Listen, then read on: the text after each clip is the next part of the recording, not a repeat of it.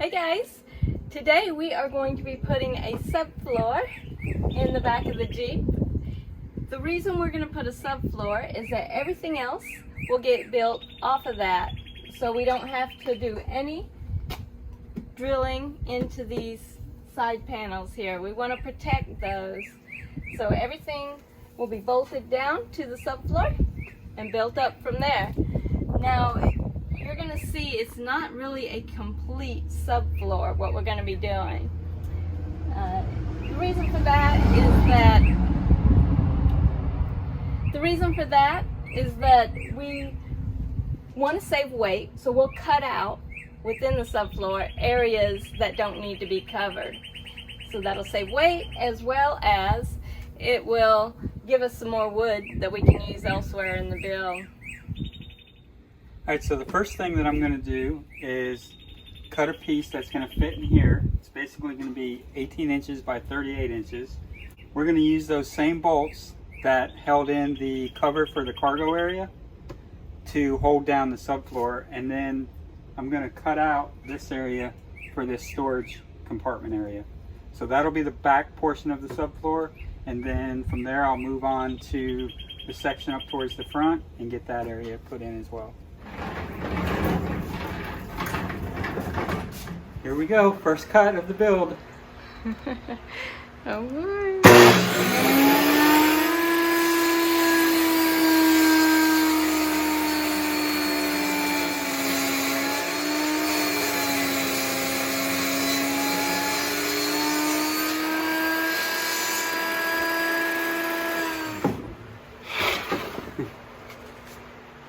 So that's the 18 inches. Now I'm going to cut this down to the 38 inches. Alright, so here's the first piece of the subfloor, and I actually want this to come back to the edge of this here. We don't want to cover this because we want to be able to take this out. That's where her jack is for changing a spare tire. So I just need to notch around this so I can bring it back. And then after I do that, I need to get the holes lined up so I can bolt it into the Jeep itself, and then I'll be cutting out the center section so we can get to this storage area.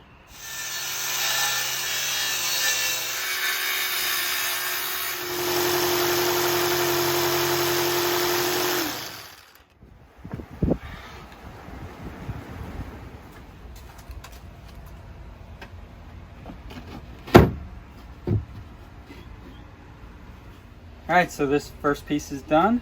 I've got the center section all cut out.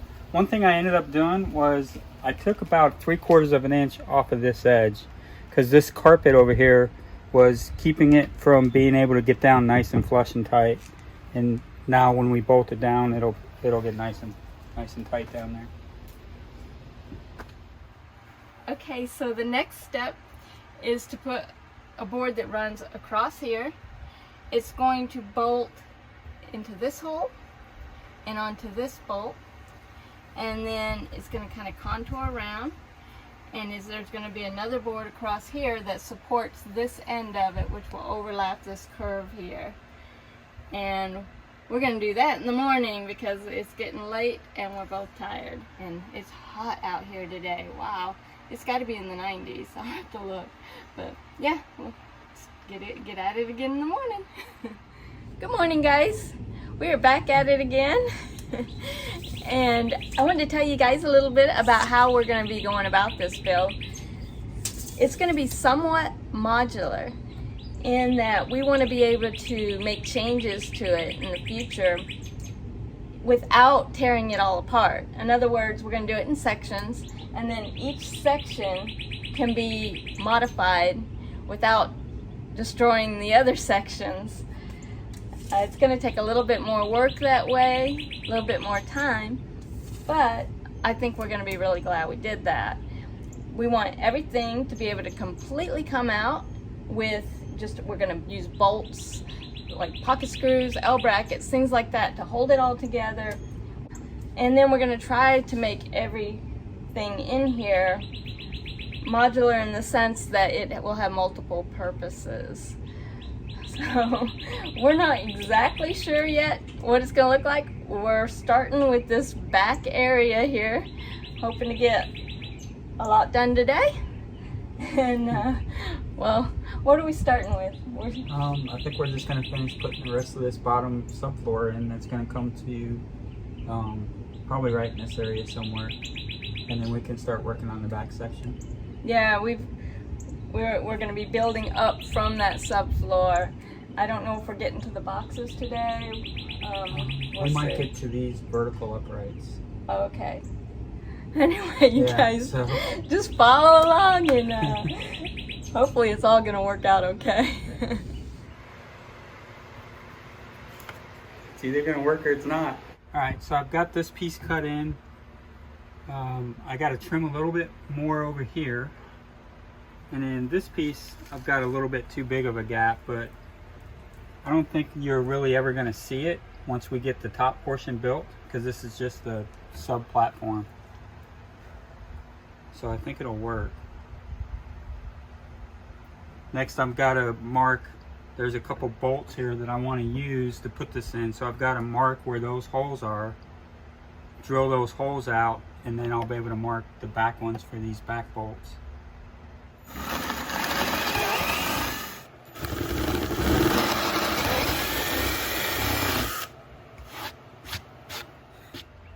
Alright, so I've got these two holes in. And now I'm going to mark the back two holes, and I'm going to do it the same way I did when I did that back one. I just use this piece of wood, hit that with a hammer, and then it leaves a mark on the other side. I have the bolt in there right now, so it'll mark it. And then this will be ready to mount in.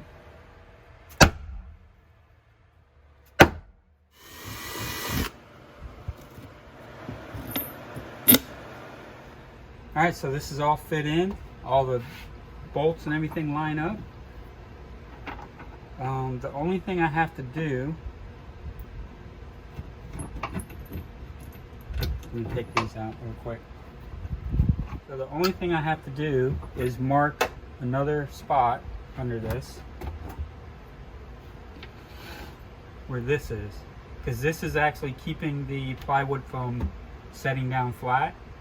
So I'm going to do the same thing. I'll put this back on here. I'm going to hammer here to mark it, and then I'm just going to do a countersink wherever that falls, so it'll fit up into the bottom of the plywood and help it lay flat. So that's pretty much all I got left to do. Sand this down, and we'll be ready to go in.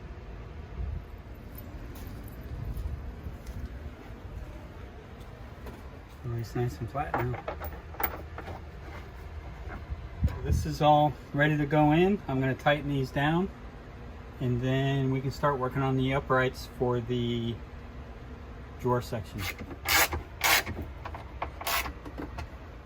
Alright, so I've got the verticals cut. I don't have the pocket holes in them yet, and this center section is not exactly where it's going to go. We still got to do some measuring to figure out where that's going to fall. And then there will be a lip on each side of here that a board will come across and attach to. But that's where we're at right now. We're going to keep moving.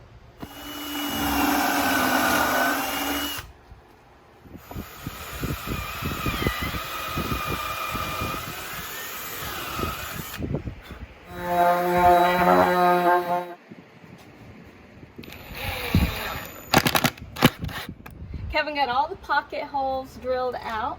They're not attached right now because we're just not ready to do that yet. The middle piece has the lip screwed onto it and glued, and that is what a top piece will rest on, and that's going to be our drawer system under there. So we have slides to put in and all of that as we go, and then things get screwed down. Everything still has to be sealed for, you know, prevention of mold and that kind of thing, and varnished, and there's a whole lot more that's got to be done. But that's it for today. Whew.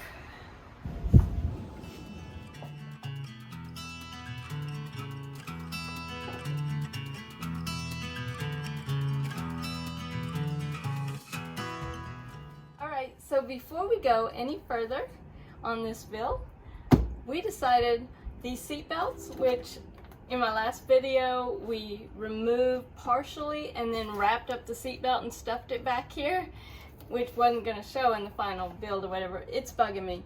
We are going to go ahead and completely remove the seatbelts. Kevin went ahead, took a look at it, and he did this side. And you can't even tell, seatbelt is gone. So now he's going to try to do this one, which could be a little bit more involved because of the speaker and everything.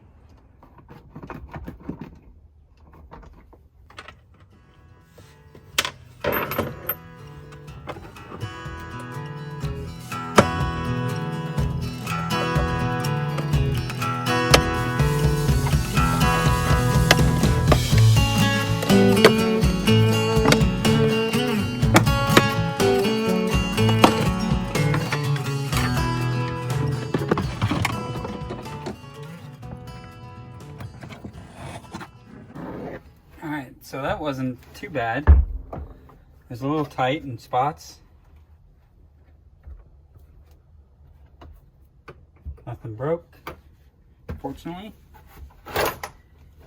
And now I can get to the bolt under here that's holding this seatbelt mechanism on.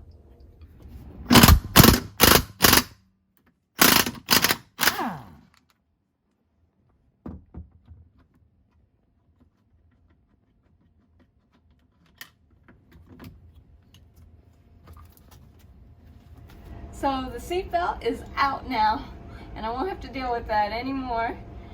We're gonna wait to put this side cover back on.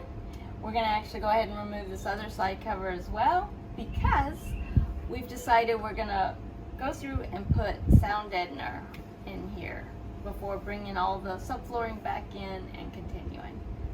So that's what we're doing next. The sound deadener that we're gonna be using is this Sillis.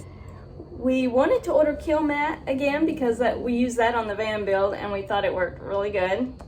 And I think this will work just as well. It's the same thickness and we wanted to get it very quickly, and the kill mat didn't seem to be in this thickness, didn't seem to be available anymore on Amazon. So we went ahead, got the Sillis, and we were able to get it very quickly. It comes in sheets. These sheets are a little longer, so I'll be doing a little bit more cutting on them. And you just basically, I use an X-Acto knife, and you just cut it to the size that you need when laying it in, and I'll show you how we apply it. I'm gonna be working with all these curves. I'll be cutting each piece of the sound deadener sheet to fit across these side areas here first. I'm going to try to be careful not to cover these little areas all across here that the side panels will need to attach back to.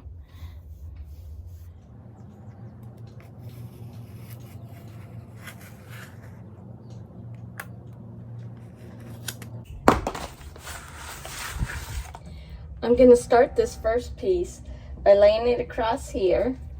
And what you want to do is peel this paper that's on the back away just a little bit before you start applying. And then I'm just going to be applying that little bit to get it started.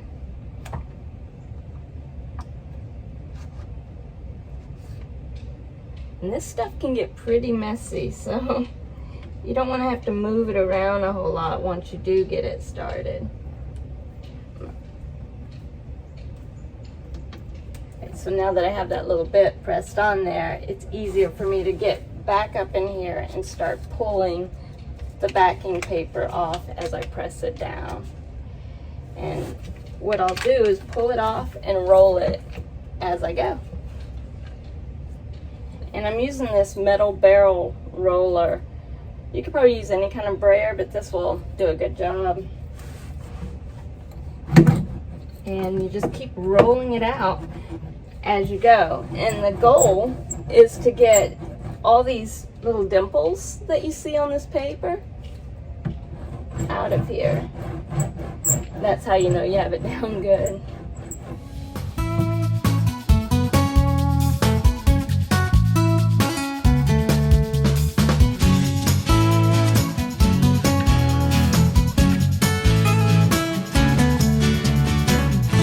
So that's the first piece.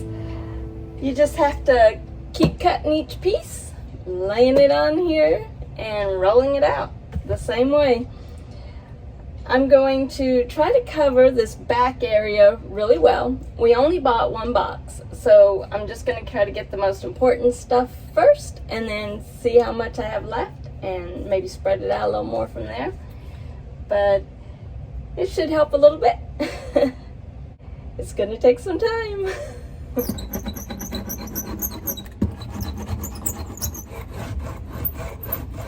This particular brand doesn't seem to be quite as sticky and messy as the Kill Mat was. Take that as you will. It seems to be clinging fine, and I don't think it's going to peel up or anything, but it actually is a little bit repositionable, whereas the Kill Mat, once it was down, it was down. So, pros and cons. So I'm finished with this side area now. The rest of this should go a lot easier because it won't have so many curves. I had to just kind of piece these together a little bit, leaving exposed the little areas that the side covers need to attach to.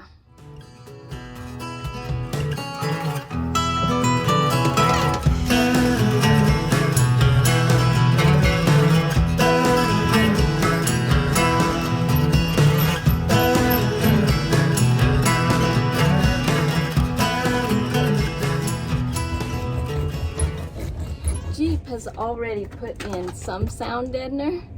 That's what these are here. And there's a bunch here in the front, in like the floorboards, beneath the seats, that sort of thing. I'm just working around them because I don't really want to raise the height, you know, double thickness. So that'll fill in the areas that don't have sound deadener, and it should make a difference.